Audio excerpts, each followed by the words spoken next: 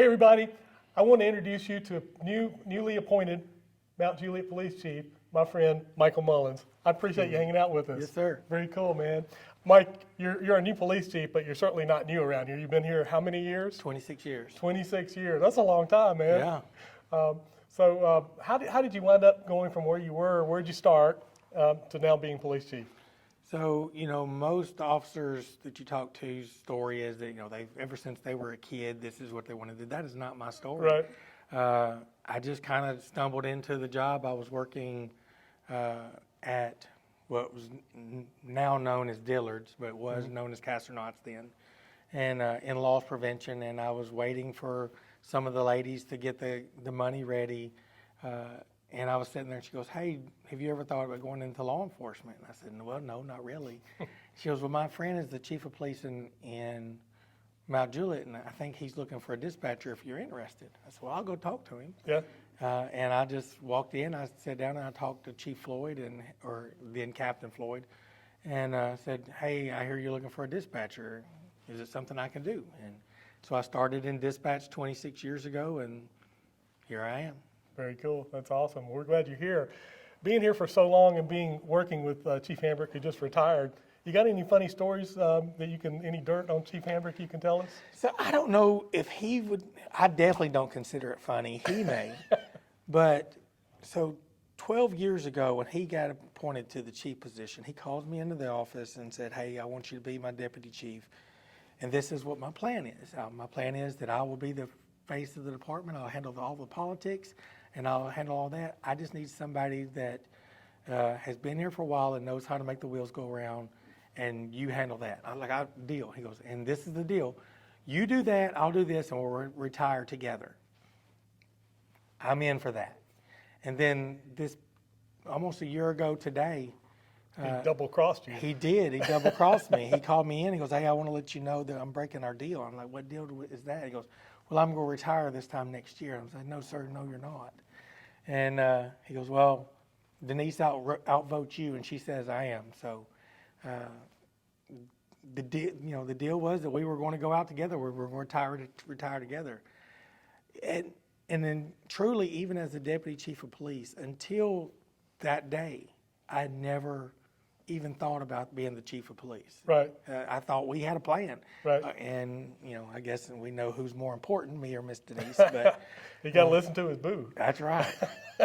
But Well, you got a boo too. I do. I love her very much. And she's been with me for 25 years. And she married me when I was a dispatcher. And there just wasn't a whole lot of money in dispatching, so I know she's not with me for the money. Right, absolutely. Well, hey, what do you see as far as the future with the Mt Juliet Police Department? I think you look across the country, and law enforcement has changed across the country. Mt Juliet Police, big part due to Chief Hambrick, a big part due to now Deputy Chief Chandler.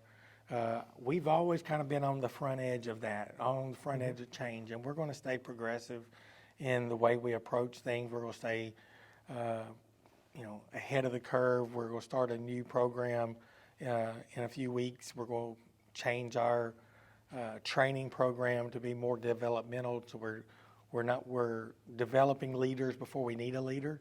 We're developing detectives before we need a detective. We're developing FTOs before we need that FTO, and that way when we are more seamless in our transitions, we got leaders ready to step up, we've got detectives ready to step up. We're going to be a little more progressive in that.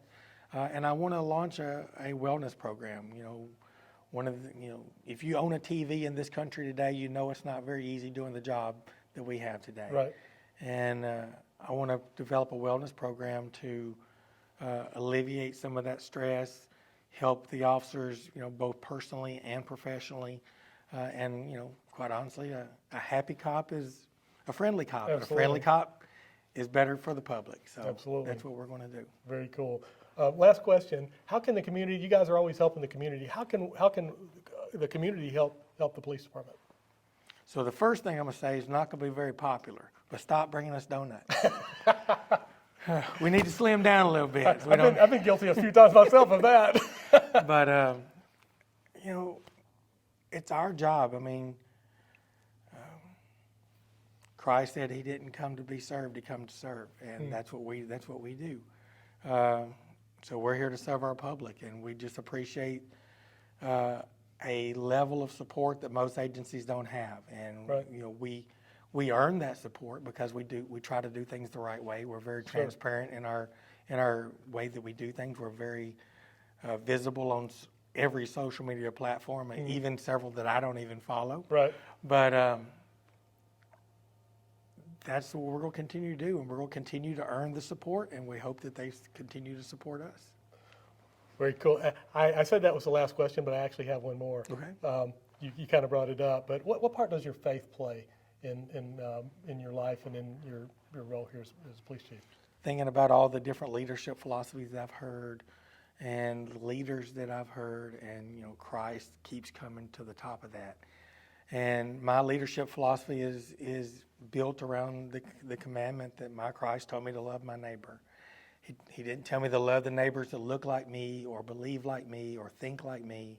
He told me to love my neighbor. So my leadership philosophy and everything I do is going to be based on loving that person, regardless of the plot in life that they have or the circumstances that they find themselves.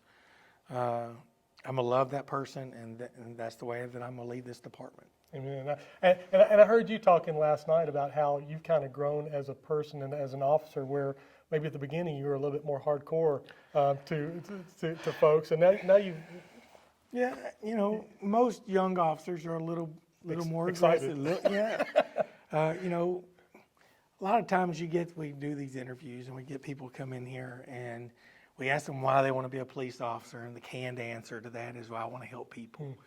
And that's true. You have to have a servant's heart. You got to have a servant's mentality to do this job.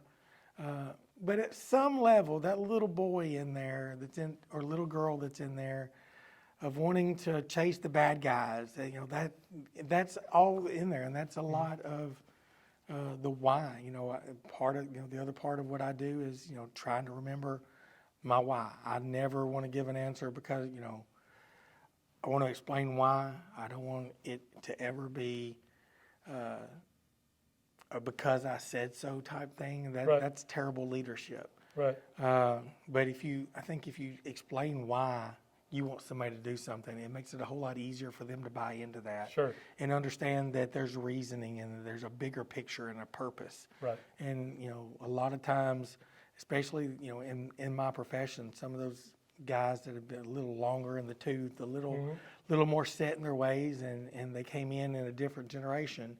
And, you know, that's not the way things are anymore. You've got to sit down, you got to explain why, and you got to help people understand that there's a reason. Right. Well, very cool. Well, man, I can't wait to see what you know, how everything comes about in the future with Mt Juliet Police Department. Thank you for all you've done, and thank you for watching. I'm Eddie with the Eddie Pool team at Benchmark Realty. We love to lead people home, so call us. Good job. Thank you, man.